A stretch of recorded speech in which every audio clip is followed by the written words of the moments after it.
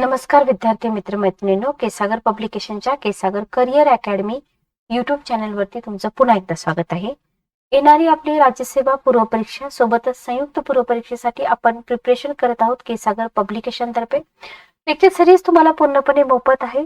Paid batches आपल्या career अकॅडमीच्या application वरती चालतात. पूर्णतः रेकॉर्डेड बॅचेस आहेत. टॉप फॅकल्टी आहे तुम्हाला टीचिंगसाठी. ज्या पुस्तकामधून आपण हे सेशन कंडक्ट करत आहोत, तर आजचं सेशन खूप स्पेशल आहे. इकॉनॉमिक्सकडे विद्यार्थी दुर्लक्ष करतात, तर इकॉनॉमिक्स कम्प्लीट रिव्हिजन आपण घेतोय. आता इकॉनॉमिक्सचा पार्ट जो आहे तो राज्यसेवेला थोडासा वेगळा येतो. इकॉनॉमिक अँड सोशल डेव्हलपमेंटचा पार्ट येतो. तर तुम्ही इथे 2 पुस्तकं अवेलेबल आहेत. दृष्टिक्षेपात भारतीय अर्थव्यवस्था, नवनाथ जाधव सरांचं पुस्तक, नागेश गायकवाड सरांचं पुस्तक, आणि आर्थिक पाहणी. पण आपण जे आजचं सेशन कंडक्ट करतोय ते करत आहोत ठोकळ्यामधून. ठोकळ्यामध्ये तुम्हाला अर्थशास्त्राचा फार छान पाठ दिलेला आहे.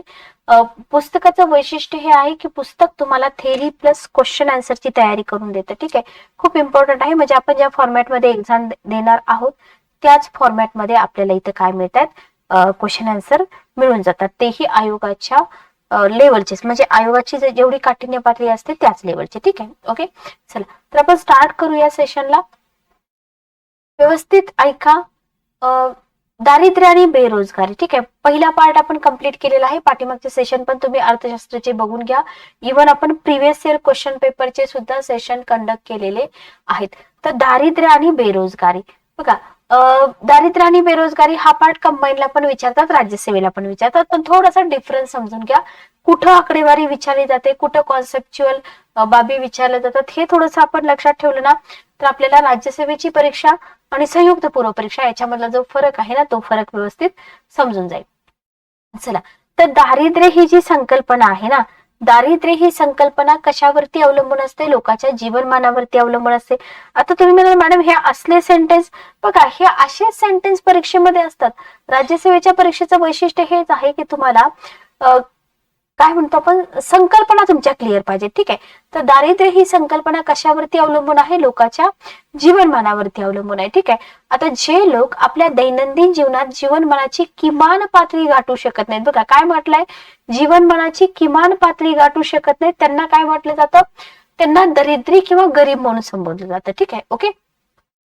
आता जीवनमानाची किमान पातळी म्हणजे काय? ठीक आहे, किंवा त्या किमान पातळीवर जीवन जगण्यासाठी दरडोई किती उत्पन्नाची आवश्यकता असते ह्याच्याबद्दल जे अर्थशास्त्रज्ञ आहेत ना त्यांच्यामध्ये एकमत आढळून येतं का? नाही. लक्षात घ्या. तर इथे तुम्हाला 2 मुद्दे लक्षात ठेवायचे. दारिद्र्य संकल्पना लोकांच्या जीवनमानावरती अवलंबून आहेत, आणि जे लोक दैनंदिन जीवनामध्ये जीवनमानाची किमान पातळी म्हटलेलं आहे, किमान पातळी गाठू शकत नाही, त्यांना दरिद्री किंवा गरीब असं संबोधलं जातं. ठीक आहे, ओके. इथपर्यंत क्लिअर. नेक्स्ट पॉइंट बघा. प्राध्यापक B.S. मिनास यांनी सन 1956-57, 1967-68 टाइम पिरियड विचारला जातो. नाव लक्षात ठेवा यांचं, B.S. मिनास. तर B.S. मिनास यांनी काय केलं? 1956 आणि 1967-68 या काळातील ग्रामीण दारिद्र्याविषयी, बघा तुम्हाला शहरी विचारतायत का ग्रामीण विचारतायत ते देखील महत्वाचं आहे. तर या काळातील ग्रामीण दारिद्र्याविषयी मौलिक संशोधन केलेलं आहे. लक्षात ठेवा की त्यांनी ग्रामीण दारिद्र्याबद्दल संशोधन केलेलं आहे. किमान जीवनमानासाठी दरवर्षी, लक्षात घ्या, किमान जीवनमानासाठी दरवर्षी दरडोई किती खर्च? 240 रुपये आवश्यक असल्याचं त्यांचं मत होतं. आता इथे हे तुम्ही चार्ट फॉर्मॅट मध्ये लिहून ठेवू शकता. एका बाजूला नाव लिहा प्राध्यापक B.S. मिनास, इथे ग्रामीण लिहा, इथे टाइम पिरियड लिहा, दरडोई खर्च किती सांगितला होता? 240. ठीक आहे, आता B.S. मिनास यांच्या निकषानुसार कोणत्या वर्षासाठी? 56-57 साठी देशातलं दारिद्र्य किती टक्के होतं? 65% होतं, किंवा 65% लोक दारिद्र्य रेषेखाली होते. म्हणजे B.S. मिनास गट म्हटलं की तुम्हाला 1956-57, 67-68 टाइम पिरियड लक्षात पाहिजे. ग्रामीण दारिद्र्य हा मुद्दा तुम्हाला माहित पाहिजे. किमान जीवनमानासाठी 240 रुपये खर्च हेही तुम्हाला माहित पाहिजे. आणि त्यांना दारिद्र्य किती आढळलं किंवा किती टक्के लोक दारिद्र्य रेषेखाली आढळली? 65%. ठीक आहे, ओके. आता त्याच्यामध्ये घट होऊन 67-68 मध्ये त्यांना काय आढळलं? बघा 67-68 मध्ये त्यांना दारिद्र्य रेषेखाली लोकांचं प्रमाण उतरलेलं दिसलं, म्हणजे 50.60%. ओके. तर हे 5 ते 6 फॅक्च्युअल पॉइंट आहे जे तुम्हाला प्राध्यापक मिनास गटाशी संबंधित लक्षात ठेवायचं आहे. 56-57, 67-68 240 रुपये किमान खर्च, त्याच्यानंतर 65% आढळे त्यांना 56-57 मध्ये, आणि पुढे त्यांना 67-68 मध्ये ही संख्या कमी झालेली दिसून आली. ठीक आहे, ओके. त्याच्यानंतर आहे पीडी ओझा. लक्षात ठेवा, जोड्या मध्ये विचारलं जातं. पीडी ओझा यांनी दारिद्र्य रेषा ठरवताना काय केलं? शहरी भाग, बघा मी तुम्हाला नेहमी सांगते की काय दिलंय त्याच्यावरती फोकस करा. शहरी भाग दिलेला आहे का ग्रामीण भाग दिलेला आहे? तर पीडी ओझाशी संबंधित जर आपण बघितलं तर शहरी भाग आहे. प्रतिदिन प्रति व्यक्ती मागे 432 ग्रॅम, लक्षात घ्या. व ग्रामीण भागामध्ये प्रति व्यक्ती मागे 518 ग्रॅम धान्याची गरज होती. ओके, लक्षात आलं. तर इथं प्रति व्यक्ती मागे 518 ग्रॅम धान्याची गरज असते असा निकष लावला होता. आणि त्यांच्या मते वरील प्रमाणे अन्नधान्य मिळवू न शकणाऱ्या व्यक्ती ज्या आहेत ना त्या दारिद्र्य रेषेखाली येतात. ठीक आहे, ओके. आता या निकषानुसार जर आपण बघितलं 60-61 मध्ये भारतातील 44% लोकसंख्या दारिद्र्य रेषेखाली होती, असा इथं आपल्याला निष्कर्ष काढलेला दिसून येतो. ठीक आहे, ओके, क्लिअर. तर पहिल्यांदा आपल्याला लक्षात ठेवायचं आहे BS मिन्हास यांच्याशी संबंधित, त्याच्यानंतर आपल्याला लक्षात ठेवायचं आहे PD ओझा यांच्याशी संबंधित. आता याच्यामध्ये डिफरन्स सुद्धा आपल्याला माहित पाहिजे बरं का, लक्षात घ्या. त्याच्यानंतर आहे PK वर्धन. PK वर्धन यांनी दरमहा दरडोई 15 रुपये आवश्यक खर्च मानला. बघा किती मानलेला आहे? दरमहा दरडोई 15 रुपये. ठीक आहे, त्यांच्या मते हा किमान उपभोग खर्च करू न शकणाऱ्या व्यक्ती काय करतील? दारिद्र्य रेषेखाली मोडतील, आणि जे खर्च करू शकतात ते दारिद्र्य रेषेच्या वरती असतील. ठीक आहे, मग डॉक्टर PK वर्धन यांनी जे निष्कर्ष काढले होते ना, तर त्या निष्कर्षानुसार 68-69 मध्ये किती टक्के लोकसंख्या दारिद्र्य रेषेखाली आढळली? त्यांना 54% लोकसंख्या. ठीक आहे, ओके. बघा, प्राध्यापक मिन्हास, PD ओझा आणि PK वर्धन तिन्ही लोकांना कोणत्या वर्षासाठी किती टक्के लोकसंख्या दारिद्र्य रेषेखाली आढळली हे सगळं तुम्हाला इथं तोंडपाठ असलं पाहिजे. मला गोष्टी तोंडपाठ का पाहिजे? ठीक आहे, तोंडपाठ म्हणजे बघा टाइम वाचतो परीक्षेमध्ये. तिथं जर आपण आठवत बसलो, GS चा जरी पेपर असला, सगळे म्हणतात की GS च्या पेपरला वेळ शिल्लक राहतो, पण असं नाहीये. इतकी तर रिस्क आपल्याला घ्यायची नाही, त्याच्यामुळे रिव्हिजन आणि परफेक्शन गरजेचं आहे. ठीक आहे, ओके. प्राध्यापक V.M. दांडेकर आणि प्राध्यापक नीलकंठ रथ यांनी 60-61 ते 68-69 या कालावधीतील भारतातील दारिद्र्याचा अभ्यास केला होता. आणि दारिद्र्य रेषा निश्चित करताना ग्रामीण भागात दरडोई दरवर्षी 180 रुपये आणि शहरी भागामध्ये 270 रुपये. बघा, ही जी समिती आहे ना, दांडेकर आणि रथ समिती, यांच्यावरती ऑलरेडी क्वेश्चन आलेत. आता इथे तुम्हाला जेव्हा क्वेश्चन विचारला जाईल तेव्हा 60-61 विचारले का 68-69 विचारले, हा पहिला मुद्दा. दुसरा मुद्दा, दारिद्र्य रेषा निश्चित करताना ग्रामीण भाग 180, शहरी भाग 270 हे माहित पाहिजे. आणि या निकषाच्या आधारे 68-69 मध्ये भारताच्या ग्रामीण भागामध्ये 40% लोक आणि शहरी भागामध्ये 50%. बघा, ग्रामीण भाग 40%, शहरी भाग 50%. ठीक आहे, ओके. आय होप तुम्हाला इथपर्यंत समजलं असेल. तर आपण 3 गट बघितले, BS मिन्हास, PK वर्धन आणि तिसरा गट आपण बघितला V.M. दांडेकर आणि नीलकंठ रथ. ओझा पण गट बघितलेला आहे आपण. ठीक आहे, व्हॅल्यू ऍडिशनल पार्ट तुम्हाला पुस्तकामध्ये दिलेला आहे. विकसनशील देशाच्या मल्टी डायमेन्शनल पॉवर्टी इंडेक्स 2019 अनुसार 17 मध्ये भारतातील 67.4 कोटी लोक बहुआयामी मल्टी डायमेन्शनल पॉवर्टी इंडेक्स, हेही मी तुम्हाला घेणार आहे, याच्यावरती क्वेश्चन आलेला आहे. ठीक आहे, ओके. तर इथे तुम्हाला 17चं दिलेलं आहे. आपल्याला स्पेसिफिक इयरचा तर विचारत नाही, पण आपल्याला ही जी संकल्पना आहे ना मल्टी डायमेन्शनल पॉवर्टी इंडेक्स, हा विचारला जातो. ठीक आहे, ओके, क्लिअर. चला नेक्स्ट आपण पुढे जाऊया. दारिद्र्य रेषा ठरवताना 6व्या नियोजन आयोगाने, बघा नियोजन आयोग जे होते ना, तर ते नियोजन आयोगाचे नंबरिंग तुम्ही लक्षात ठेवा. तर 6व्या नियोजन आयोगाने काय केलं?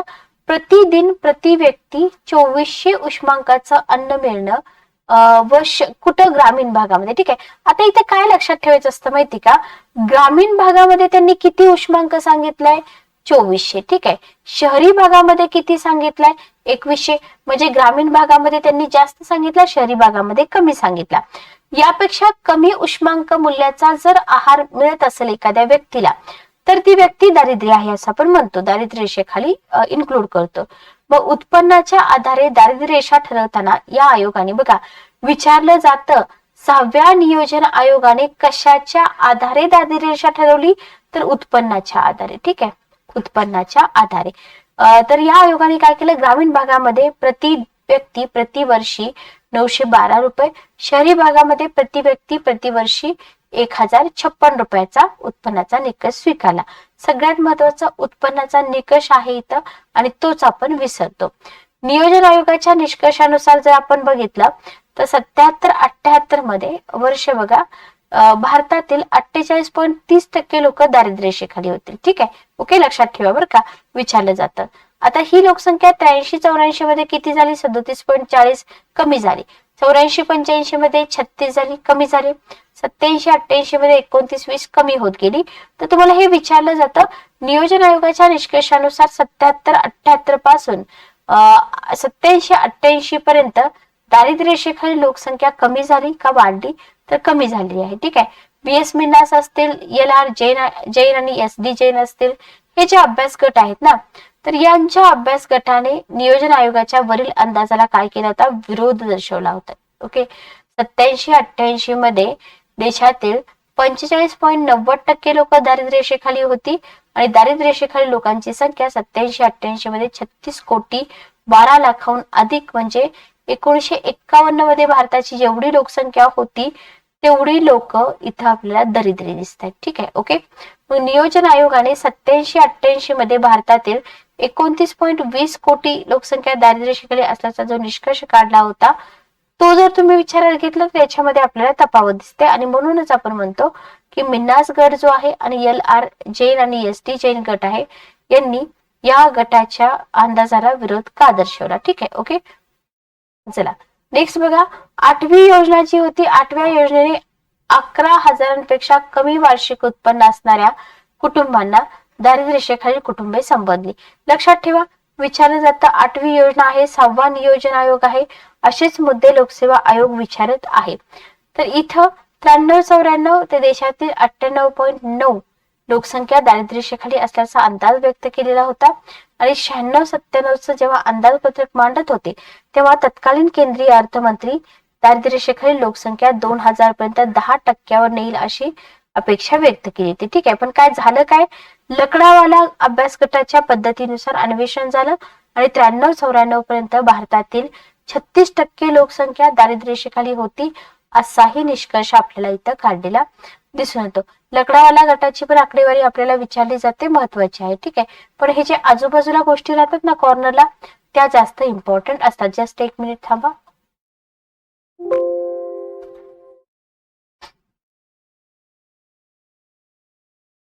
ओके, चला, तर आय होप इथपर्यंत तुम्हाला समजलं असेल. हे सगळे मुद्दे सतत आपल्याला काय करायचे आहेत, रिवाइज करायचे आहेत. नेक्स्ट पार्ट बघा, दारिद्र्य रेषेखालील लोकसंख्येची टक्केवारी कमी झाली असली तरी बघा, टक्केवारी कमी होते लोकसंख्येची, पण प्रत्यक्ष लोकसंख्या कमी होते का, नाही. 73-74 मध्ये आणि 93-94 मध्ये या काळात भारतातील 32 कोटी लोकसंख्या सातत्याने दारिद्र्य रेषेखाली होती. कोणी सांगितलं, लकडावाला गटाने सांगितलं, बरोबर. दारिद्र्य निर्मूलनासाठी प्रयत्न करण्यात आले, पण हे प्रयत्न वाढत्या लोकसंख्येपुढे निष्फळ ठरले. 73-74, 93-94 हा जो 20 वर्षाचा कालावधी आहे, दारिद्र्य रेषेखालील लोकसंख्येमध्ये प्रत्यक्ष फरक पडला का, नाही. लक्षात घ्या, असा निष्कर्ष कोणी काढला, लकडावाला गटाने. ओके. आता जी जागतिक बँक आहे, जागतिक बँकेच्या वतीने जे गौरव दत्त आहेत ना, यांनी अन्वेषण केलं होतं. त्यांच्या अन्वेषणाचे निकष पाहता 51 मध्ये भारतातील 52.66% लोक दारिद्र्य रेषेखाली, हे प्रमाण 91 मध्ये 37.84% कमी झालं. पण 51 मध्ये दारिद्र्य रेषेखाली असलेली 20 कोटी लोकसंख्या 1991 मध्ये प्रत्यक्षात 32 कोटीवर दिसलं. बघा, पर्सेंटेज कमी आहे, पण प्रत्यक्ष लोकसंख्या जास्त आहे. ठीक आहे, ओके. आता हे जे सगळे निष्कर्ष आहेत ना, या निष्कर्षाच्या पार्श्वभूमीवरती 96-97 मध्ये दारिद्र्य रेषेखाली लोकसंख्या 29% असल्याचा निष्कर्ष येतो, आणि जर तथ्यांश असल्यास मानलं गेलं तर प्रत्यक्ष लोकसंख्या केव्हाही 32 कोटीच्या दरम्यानच होती. ओके, ठीक आहे. तर हे मुद्दे लक्षात ठेवा. नेक्स्ट पार्ट आपण पुढच्या सेशन मध्ये कंटिन्यू करूया. Good day, take care. नमस्कार विद्यार्थी मित्र मैत्रिणींनो, केसागर पब्लिकेशनच्या केसागर करिअर अकॅडमी युट्यूब चॅनलवरती तुमचं पुन्हा एकदा स्वागत आहे. राज्यसेवा पूर्व परीक्षा 2024 साठी आपण इथं प्रिपरेशन करत आहोत. केसागर पब्लिकेशन तर्फे प्रिपरेशन आपण करतो 29व्या सुधारित आवृत्तीमधून. पुस्तक तुम्हाला ऑफिशियल वेबसाईट वरती मिळून जाईल. सोबतच आपल्या पेड बॅचेस चालू आहेत केसागर करिअर अकॅडमी ऍप्लिकेशन वरती. पुस्तकाचं वैशिष्ट्य हे आहे की पुस्तकामध्ये तुम्हाला थेरी प्लस MCQ दोन्ही मिळत आहेत.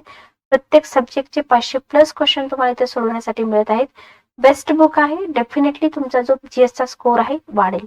ओके, चला तर आपण कंटिन्यू करूया. आपण बघतो इकॉनॉमिक्सचा पार्ट. याच्यामध्ये आपण 8व्या योजनेबद्दल बघितलेलं आहे. 8वी योजना आता याच्यामध्ये लकडावाला अभ्यास गटाच्या पद्धतीनुसार 93-94 मध्ये आपल्याला हा क्वेश्चन कंबाईनला विचारलेला आहे.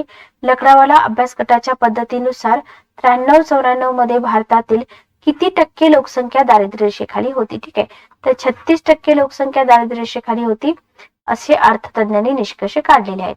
लक्षात घ्या, आपल्याला काय वाटतं माहिती का, टक्केवारी कमी झाली, बरोबर, लक्षात घ्या, पण लोकसंख्या जी आहे ना ती मात्र कमी झालेली नाही असं मत मांडताना 73-74 93-94 हा जो टाइम पिरियड आहे ना, इथं जर तुम्ही बघितलं तर 32 कोटी लोकसंख्या सातत्याने आपल्याला 32 कोटी म्हणजे कमी झाली का? लक्षात घ्या, 32 कोटी लोकसंख्या आपल्याला सातत्याने इथं दारिद्र्य रेषेखाली असलेली दिसून येते. ठीक आहे, ओके, लक्षात आलं.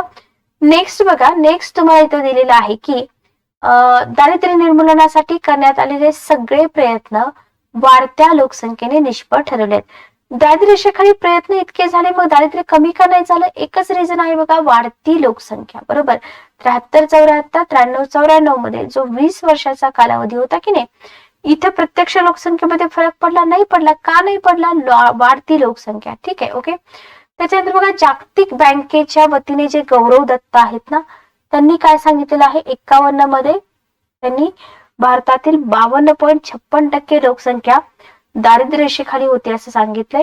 हे प्रमाण 91 मध्ये 37.84% होतं. हे पण सांगितलेलं आहे. म्हणजे 51 मध्ये 20 कोटी लोकसंख्या 91 मध्ये 32 कोटी वरती गेली, म्हणजे काय, वाढ झाली, बरोबर. टक्केवारी तुम्हाला कमी दिसते पण प्रत्यक्ष लोकसंख्या वाढलेली दिसते. या सगळ्या पार्श्वभूमीवर जर आपण बघितलं, 96-97 मध्ये जी लोकसंख्या होती ती 29.2% वरती आल्याचा निष्कर्ष आयोगाने काढला होता. पण आता इथं बघा, दारिद्र्य रेषेखाली प्रत्यक्ष लोकसंख्या तेव्हा सुद्धा 32 कोटींच्या दरम्यानच होती 96-97 मध्ये, आणि दारिद्र्य रेषेखालील प्रत्येक लोकसंख्येत फारसा फरक पडलेला नव्हता. असंच आपल्याला इथं दिसून येतं. सन 2001-2 मध्ये ही जी लोकसंख्या आहे 97.98% आलेली असेल. हा जो नियोजन आयोगाने अंदाज सांगितला होता तो चुकलेला आपल्याला दिसून येतो. नियोजन आयोग हा जो वर्ड आहे ना, हा वर्ड तुम्हाला पेपरमध्ये नक्की दिसेल, बघून घ्या तुम्ही.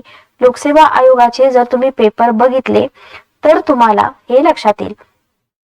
नॅशनल सॅम्पल सर्वे याच्याबद्दल पण आयोगाने क्वेश्चन विचारलेले आहेत.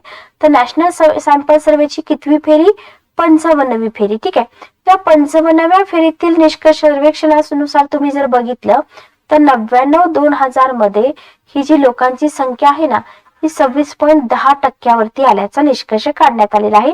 लक्षात ठेवा, नॅशनल सॅम्पल सर्वे 55वी फेरी. ग्रामीण भाग 27.9%, शहरी भाग 23.62%. ठीक आहे, ओके. तर ग्रामीण भाग आणि शहरी भाग दोन्ही व्यवस्थित लक्षात ठेवा. नॅशनल सॅम्पल सर्वे 55वी फेरी. आता इथं जर आपण बघितलं तर हे जे सगळे निष्कर्ष आहेत ना, इथं आपल्याला प्रत्यक्ष लोकसंख्या पहिल्यांदाच कमी आलेली दिसून येते 26 कोटीवरती. याला स्टार करा, IMP करा. आता पुढचा जो काळ आहे ना, त्या पुढील काळामध्ये नॅशनल सॅम्पल सर्वेच्या 4-5 मधील म्हणजे आपण 55वी फेरी बघितली. 61व्या फेरीच्या सर्वेक्षणानुसार काय झालं बघा, 61व्या फेरीतील सर्वेनुसार URP याला म्हटलं जातं युनिफॉर्म रिकॉल पिरियड. या पद्धतीने गोळा केलेल्या माहितीच्या आधारे 4-5 मध्ये देशातील 27.5% लोकसंख्या दारिद्र्य रेषेखाली होती असा निष्कर्ष आपल्याला इथं काढलेला दिसून येतो. तर हे जे 2004-5 इयर आहे, फोकस वर्ष आहे, क्वेश्चन विचारले जातात. इथं तुम्हाला किती टक्के लोकसंख्या दारिद्र्य रेषेखाली होती ते लक्षात ठेवायचं आहे. आता याच पद्धतीनुसार काढण्यात आलेले जे निष्कर्ष आहेत ना, तर या निष्कर्षामध्ये तुम्हाला देशाचा जो ग्रामीण भाग आहे तर त्या ग्रामीण भागातील किती टक्के लोकसंख्या? 28.3%. शहरी भाग 25.7%.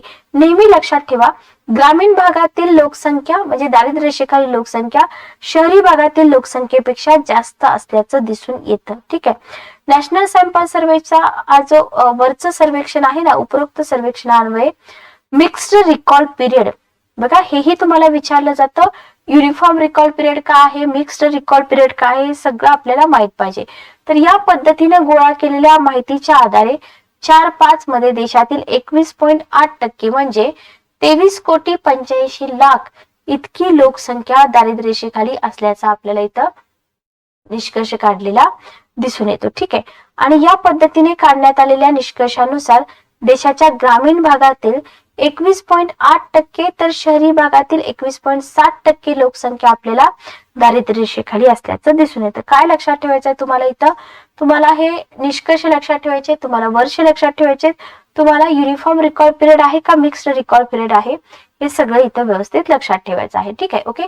आता URP आणि MRP पद्धतीनुसार काढलेल्या निष्कर्षांच्या पार्श्वभूमीवरती नियोजन आयोगाने काय केलं, 11व्या पंचवार्षिक योजनेचं दिशा दिग्दर्शन करताना 4-5 मधील स्थितीनुसार देशातील 27.5% जी लोकसंख्या आहे ना, तर ही 27.5% लोकसंख्या दारिद्र्य रेषेखाली असल्याचा अंदाज व्यक्त केला. ठीक आहे.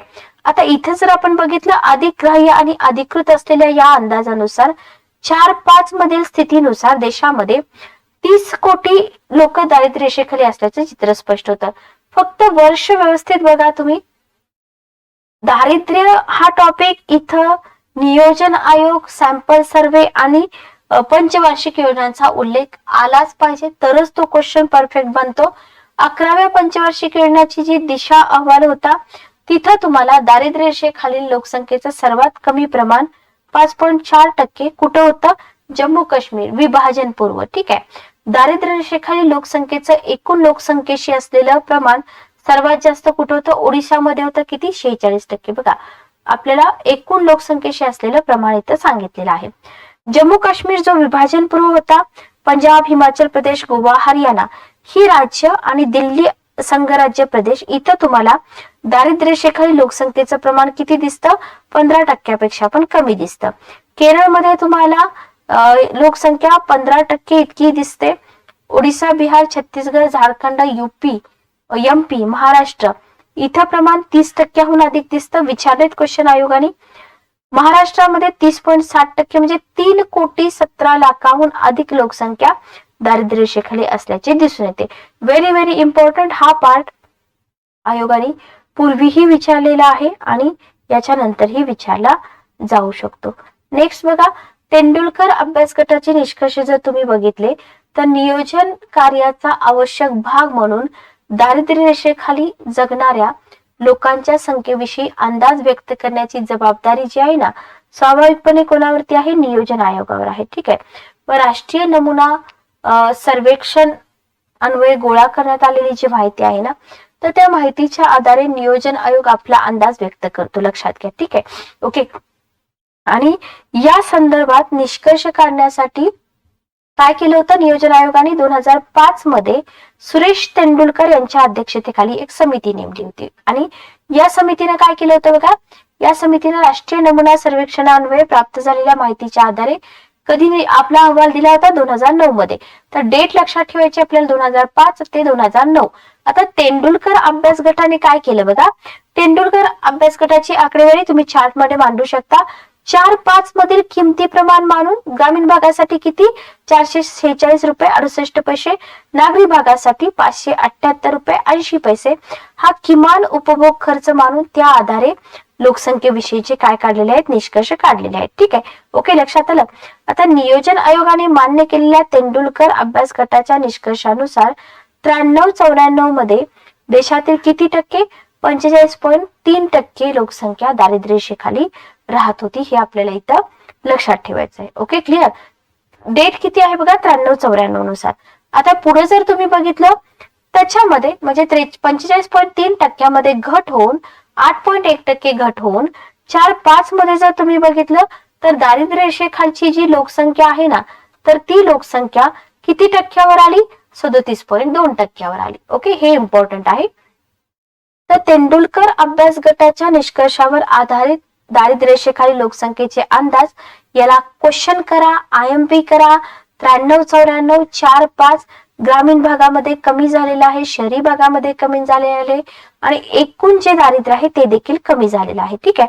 मग तेंडुलकर अभ्यास गटाच्या निष्कर्षांच्या आधारे नियोजन आयोगाने व्यक्त केलेल्या अंदाजानुसार देशामध्ये जर तुम्ही बघितलं तर देशामध्ये ओडिसा राज्यामध्ये सर्वाधिक किती 57.2% व्यक्ती दारिद्र्य रेषेखाली जीवन जगत असल्याचं आपल्याला इथं स्पष्ट होतं. ठीक आहे.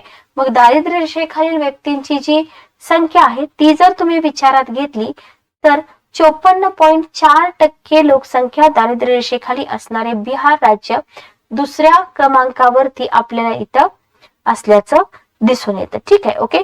तर नियोजन आयोगाच्या या अंदाजानुसार आपण जर बघितलं तर 4-5 मधील स्थितीनुसार महाराष्ट्राच्या ग्रामीण भागातील 47.9% लोकसंख्या तर शहरी भागातील 25.6% लोकसंख्या दारिद्र्य रेषेखाली जगत होती असं आपल्याला इथं दिसून येतं. ग्रामीण आणि शहरी असा जर एकत्रित विचार केला तर पुढारलेल्या म्हणल्या जाणाऱ्या राज्यातील 38.1% लोकसंख्या दारिद्र्य रेषेखाली असल्याचं चित्र आपल्याला इथं दिसून येतं. ठीक आहे. तर बघा नियोजन आयोगाची आकडेवारी राज्यसेवेसाठी खूप इम्पॉर्टंट आहे, इव्हन कंबाईनसाठी सुद्धा इम्पॉर्टंट असलेली आपल्याला इथं दिसून येते. Okay, clear. त्याच्यानंतर बघा 2009-10ची जर स्थिती तुम्ही बघितली, कधीची स्थिती 2009-10ची 2009-10ची स्थिती बघा, नॅशनल सॅम्पल सर्वे. आता इथं फेरी कितवी आहे ते महत्वाचं आहे. इथं तुम्हाला 66व्या फेरीतील सर्वेनुसार म्हटलंय तर 66व्या फेरीतील सर्वेक्षणानुसार जी माहिती प्राप्त झालेली आहे सर्वेक्षणाची फेरी लक्षात ठेवा. तर इथं तेंडुलकर अभ्यास गटाच्या क्वेश्चन वाचताना काय लक्षात ठेवायचं लक्षात घ्या. कितवी फेरी विचारलंय, कोणता अभ्यास गट विचारलाय आणि तिथं तुम्हाला ग्रामीण भाग विचारलाय का शहरी भाग विचारलाय, हे 4 पॉइंट जर तुम्ही फोकस केले तर तुमची उत्तरं शक्यतो तर चुकणार नाहीत. ओके. आता इथं बघा, इथं जर आपण बघितलं तर 66वी फेरी म्हटलंय आणि 4-5 मधील म्हटलेलं आहे. इथं 37.2% किती टक्क्यावरती आली, 9-10 मध्ये 29.8% आल्याचं आपल्याला दिसून येते. आपण बघतोय 9-10ची स्थिती. ठीक आहे. म्हणजे हा जो 5 वर्षाचा टाइम पिरियड होता की नाही, तर या 5 वर्षाच्या टाइम पिरियड मध्ये दारिद्र्य रेषेखालील लोकसंख्या किती टक्क्यांनी कमी झाली, 7.4% कमी झाली. Okay, clear. आता सन 2009-10 मध्ये जर तुम्ही बघितलं दारिद्र्य रेषेखालील लोकसंख्या निश्चित करताना ग्रामीण भागातील जी व्यक्ती प्रतिदिन 22.4 रुपयांपेक्षा अधिक खर्च करू शकत नाही अशा व्यक्तीला दारिद्र्य रेषेखालील मानण्यात आलेला आहे. ठीक आहे. ओके. शहरी भागातील व्यक्तींसाठी ही जी मर्यादा आहे ही मर्यादा 28.6 रुपये इतकी ठरवण्यात आलेली आहे आणि तेंडुलकर अभ्यास गटाच्या पद्धतीनुसार जर तुम्ही बघितलं तर 4-5-2009-10 मधील दारिद्र्य रेषेखालील लोकसंख्येचं जे प्रमाण आहे ते एकूण लोकसंख्येशी प्रमाण दर्शवणारा तक्ता तुम्हाला दिलेला आहे. हे जे चार्ट असतात ना पुस्तकामध्ये, हे चार्ट तुमच्यासाठी खूप इम्पॉर्टंट असतात, लक्षात घ्या, कारण आपल्याला वारंवार ते चार्ट रिवाइज करता येतात. ठीक आहे. ओके. चला बघा, बेस्ट आहे. इथं तुम्हाला राज्य दिलेलं आहे, बघून घ्या. एका बाजूला राज्य दिलेलं आहे, एका बाजूला तुम्हाला फोकस वर्ष दिलेलं आहे 4-5-9-10. ठीक आहे. क्रमांक बघून घ्या. 1 number Odisha, 2 number Bihar, 3 number Chhattisgarh. हा सिक्वेन्स आपल्याला माहित पाहिजे. महाराष्ट्राची आकडेवारी फोकस केलेली आहे, त्याच्यानंतर अखिल भारताची पण फोकस केलेली आहे. अखिल भारताच्या तुलनेत आपल्या महाराष्ट्राची पण आकडेवारी तुम्ही बघून घ्या. आता याच्यामध्ये तुम्ही म्हणाल की मॅडम प्रत्येक स्टेटची आकडेवारी लक्षात ठेवायची का? नाही, तुम्हाला हा जो क्रम आहे ना, हा क्रम लक्षात ठेवायचा आहे. अखिल भारताची लक्षात ठेवायची आहे, आपल्या महाराष्ट्राच्या पुढचे 5 आणि महाराष्ट्राच्या नंतरचे 5. ठीक आहे. असा सिक्वेन्स तुम्हाला इथे लक्षात ठेवायचा आहे. आता इथे तुम्हाला स्वीट लेबर ही संज्ञा काय आहे, थोडस एक्स्ट्रा माहिती दिलेली आहे. कमी वेतनावरती अधिक तास काम करणारे जे कामगार आहेत, म्हणजे करून घेतलं जातं त्यांच्याकडून हे काम, पण हे काम नाहीये, ही पिळवणूक आहे, अशा कामगारांचा उल्लेख स्वीट लेबर असा केला जातो. ठीक आहे. ओके. चला नेक्स्ट आपण पुढे जाऊया. पुढे आपल्याला काय दिलेलं आहे बघा. नियोजन आयोगाचा जर निष्कर्ष आपण बघितला तर राष्ट्रीय नमुना पाहणीची जी 68वी फेरी आहे, कितवी फेरी, 68वी. तर या 68व्या फेरीतील सर्वेक्षण अहवालातील माहितीनुसार तेंडुलकर समितीच्या अभ्यास पद्धतीनुसार नियोजन आयोगाने 11-12 मध्ये देशातील 21.92% म्हणजे 26,98,00,000 इतकी लोकसंख्या दारिद्र्य रेषेखाली होती असा निष्कर्ष काढला होता. ठीक आहे, बरोबर. आता नियोजन आयोगाच्या निष्कर्षानुसार दारिद्र्य रेषेखाली लोकसंख्येचं ग्रामीण भागातील प्रमाण किती होतं? 25.70%. शहरी भागातील प्रमाण किती होतं? 13.70%. हे लक्षात ठेवा. आपण बघतोय 68वी फेरी, वर्ष आहे 11-12 आणि आपल्याला ग्रामीण 25%, शहरी 13%. मी नेहमी तुम्हाला सांगितलेलं आहे की शहरी भागापेक्षा ग्रामीण भागातील प्रमाण कसं असतं? जास्त असतं. ठीक आहे. दारिद्र्य रेषेखाली लोकसंख्या ठरवताना ग्रामीण भागातील प्रति महिना प्रति व्यक्ती 816 रुपयांपेक्षा अधिक खर्च न करू शकणाऱ्या व्यक्तींना काय म्हटलेलं आहे? दारिद्र्य रेषेखाली म्हटलेलं आहे. म्हणजे ग्रामीण भागामध्ये किती खर्च, शहरी भागामध्ये किती खर्च, हे तुम्हाला इथं व्यवस्थित लक्षात ठेवायचं आहे. आता हे जे नियोजन आयोगाचे निष्कर्ष आहेत ना, हे नियोजन आयोगाचे निष्कर्ष आपल्या महाराष्ट्राबद्दल काय सांगतात बघा. महाराष्ट्रातील 1,97,92,000 म्हणजे एकतर आकडेवारी विचारतील, एकतर टक्केवारी विचारतील. तर 17.35% लोक दारिद्र्य रेषेखाली असून ग्रामीण भागातील जे प्रमाण आहे ते 24%, शहरी भागातील 9%. नियोजन आयोग 2011-12 68वी फेरी. ठीक आहे. आता 2009-10 मध्ये जर तुम्ही बघितलं तर देशातील 29 कोटी लोकसंख्या दारिद्र्य रेषेखाली राहत होती. 9-10 मध्ये देशातील 29 कोटी लोकसंख्या दारिद्र्य रेषेखाली राहत होती आणि 11-12 मध्ये काय झालं बघा, लोकसंख्या 27 कोटी इतकी कमी झाली आहे. 29 वरून 27 कोटी झाली, म्हणजे 2 कोटींनी कमी झाली. ठीक आहे, ओके. आता इथं जर तुम्ही फक्त आपल्या राज्याचा विचार केला तर केरळ राज्याचा, म्हणजे आपल्या राज्याचा नका करू, राज्यांचा विचार करा. तर केरळ राज्यामध्ये एकूण लोकसंख्येची जी टक्केवारी आहे ती इतर कोणत्याही राज्यापेक्षा म्हणजे 7.0% इतके असल्याचे चित्र आपल्याला इथं दिसून येतं. आता तुम्ही म्हणा की मॅडम एवढं सगळं कंटेंट आम्ही लक्षात कसं ठेवणार? ठीक आहे, बघा याच्यासाठी सोल्युशन काहीच नाहीये. याच्यासाठी एकच सोल्युशन आहे, सतत रिव्हिजन करणे. ठीक आहे, रिव्हिजन एके रिव्हिजन. ओके, चला.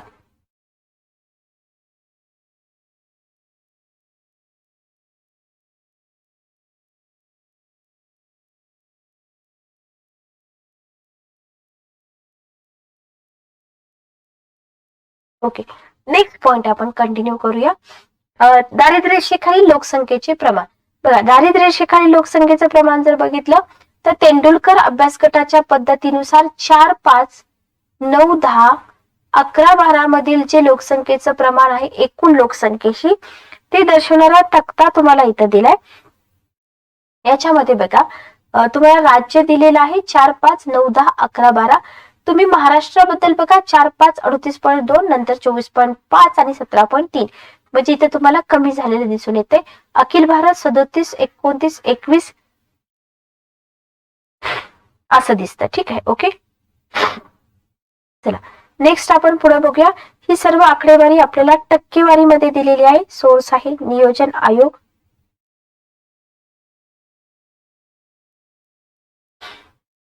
चला, याच्यामध्ये महाराष्ट्राचं स्थान बघा. महाराष्ट्रानंतर तुम्हाला काय करायचं आहे, पहिले 5. आता हे म्हणजे कॉमन आहे बरं का, कॉमन आहे, पण विचारलं जाऊ शकतं, सांगता येत नाही. आपल्याला हा सिक्वेन्स माहित पाहिजे.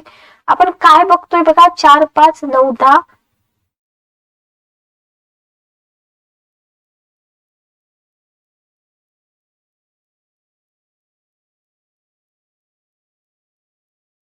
चला पुढे जाऊया आपण. पुढे आपल्याला काय दिलेलं आहे बघा, उद्दिष्ट पूर्ततेमध्ये अपयश. आता हे जे आपण सगळं करतोय ना, हे जे उद्दिष्ट आहेत ना, तर ही उद्दिष्ट पूर्ण होत आहेत का बघा.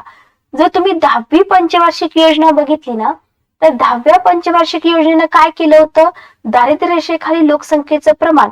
तुम्ही पंचवार्षिक योजना, बऱ्याच विद्यार्थ्यांना हे माहित नसतं की पंचवार्षिक योजना दारिद्र्य टॉपिक सोबत मर्ज करून त्याच्यावरती क्वेश्चन विचारले जातात.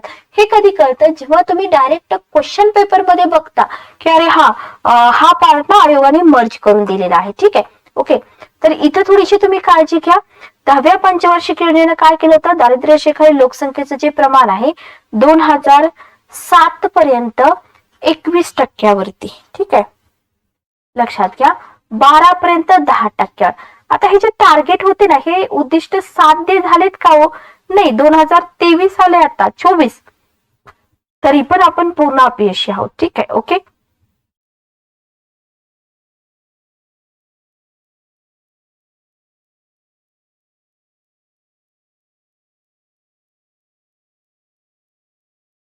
ठीक आहे, चला त्याच्यानंतर बघा, आता इथं तुम्हाला निरपेक्ष दारिद्र्य याला करा IMP.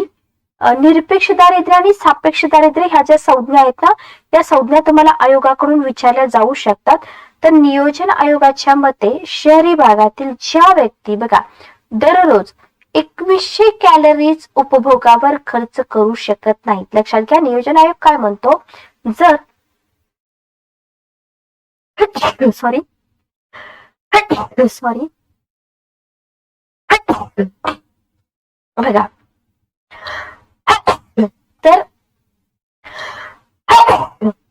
शहरी भागामध्ये एखादी व्यक्ती आहे जी दररोज 2100 कॅलरीज उपभोगावर खर्च करू शकत नाहीत आणि ग्रामीण भागातील व्यक्ती 2400 कॅलरीज उपभोगावर खर्च करू शकत नाहीत, अशा व्यक्ती निरपेक्ष होत. ठीक आहे, ओके.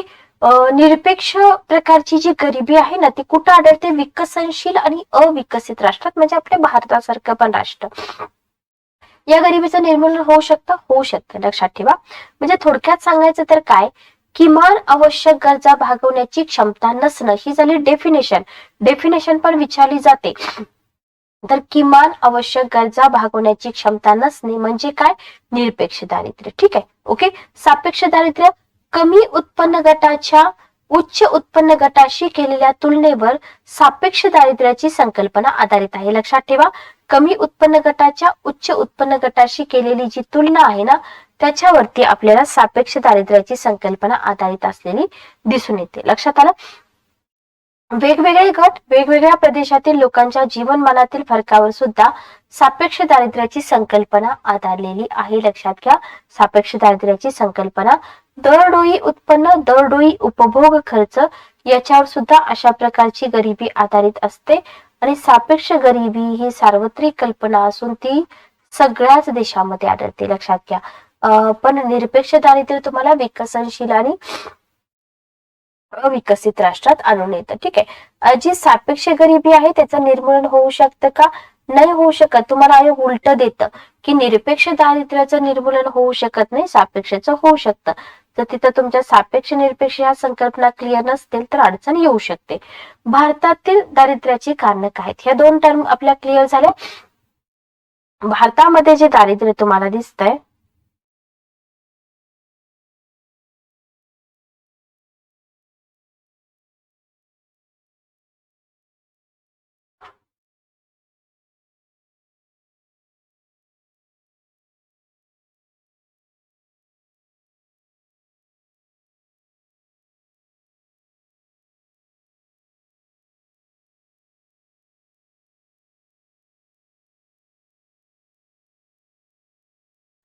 चला नेक्स्ट बघा, भारतातील दारिद्र्याची कारणं जर तुम्ही बघितली तर भयावह लोकसंख्या वाढ, मालमत्तेची असमान विभागणी, उच्च व्यावसायिक प्रशिक्षणासाठी समान संधीचा अभाव, मोठ्या प्रमाणावर खुली छुपी बेरोजगारी, याला करा IMP. आपल्या भारतामध्ये दारिद्र्य का दिसतंय, पहिलं रिझन आहे लोकसंख्येची वाढ, दुसरं रिझन आहे मालमत्तेची असमान विभागणी, तिसरं रिझन आहे उच्च व्यावसायिक प्रशिक्षणासाठी समान संधीचा अभाव, चौथं आहे मोठ्या प्रमाणावरील खुली छुपी बेरोजगारी, पाचवं आहे वारसा हक्काच्या कायद्यानुसार मालमत्तेची अनेक वारसामध्ये होणारी वाटणी, द्वितीयक आणि तृतीय क्षेत्रांचा अपुरा विकास. हे जर एक्झाम मध्ये दिसेल तर इथं तुम्ही विचार करत बसाल की हे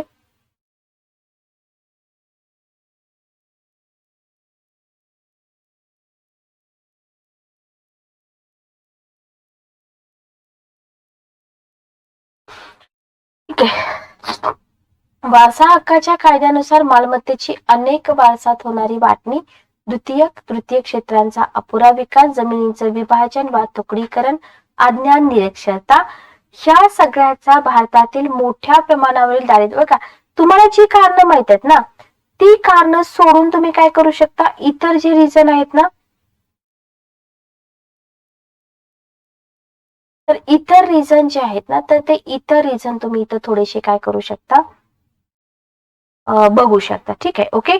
आता इथं आपल्याला एक मुद्दा लक्षात घ्यायचा आहे. कोणता मुद्दा बघा, राज्यसेवा पूर्व परीक्षा जी आहे ना, तर या राज्यसेवा पूर्व परीक्षेमध्ये तुम्हाला काय विचारलं जातं हे फार इम्पॉर्टंट आहे. ठीक आहे. कारण कंबाईनचा भाग आणि राज्यसेवेचा भाग याच्यामध्ये थोडासा डिफरन्स आहे. हा मी तुम्हाला वारंवार सांगत पण आलेले आहे.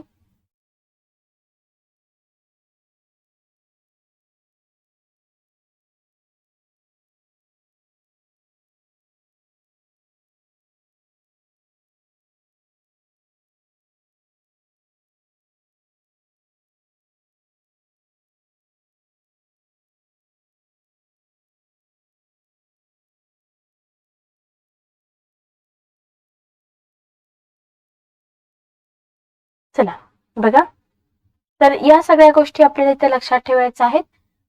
दारिद्र्याची कारणं. नेक्स्ट बघा, दारिद्र्य निर्मूलनाच्या उपाययोजना. आता इथे जर आपण बघितलं, सन 1960-61च्या सुमारास भारतातील दारिद्र्याविषयी गंभीरपणे विचार करण्यास प्रारंभ झाला.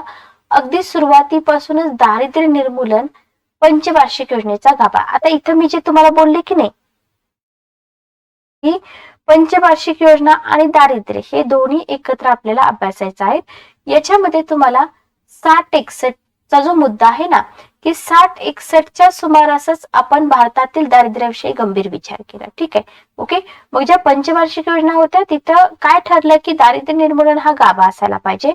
चौथ्या पंचवार्षिक योजनेच्या काळामध्ये जलद आर्थिक प्रगतीवर, सामाजिक न्यायावरती भर देण्यात आला. क्वेश्चन विचारलेले आहेत.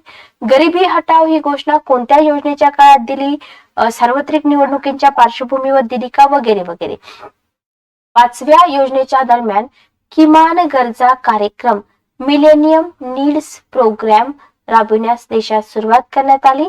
प्राथमिक शिक्षण, ग्रामीण आरोग्य, ग्रामीण पाणी पुरवठा, ग्रामीण रस्ते, लोहमार्ग बांधणी, ग्रामीण गृह बांधणी, ग्रामीण विद्युतीकरण, झोपडपट्टी सुधारणा, सुपोषण या 8 बाबी प्रथमतः गरीब जनतेच्या किमान गरजा.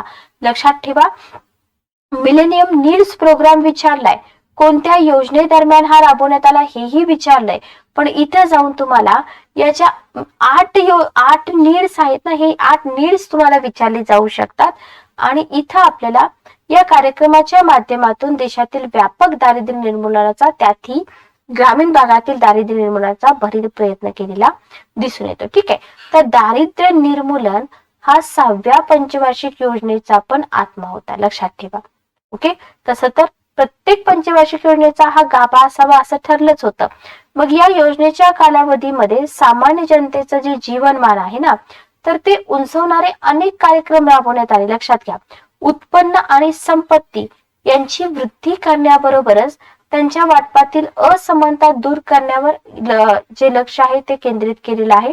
या योजनेच्या कालावधीमध्ये किमान गरजा कार्यक्रमाअंतर्गत प्रौढ शिक्षण 9व्या घटकाचा, बघा 5वी योजना तुम्हाला 8 बाबी दिसतात, 6व्या योजनेमध्ये 9वा घटक अंतर्भूत करण्यात आला. Very very important.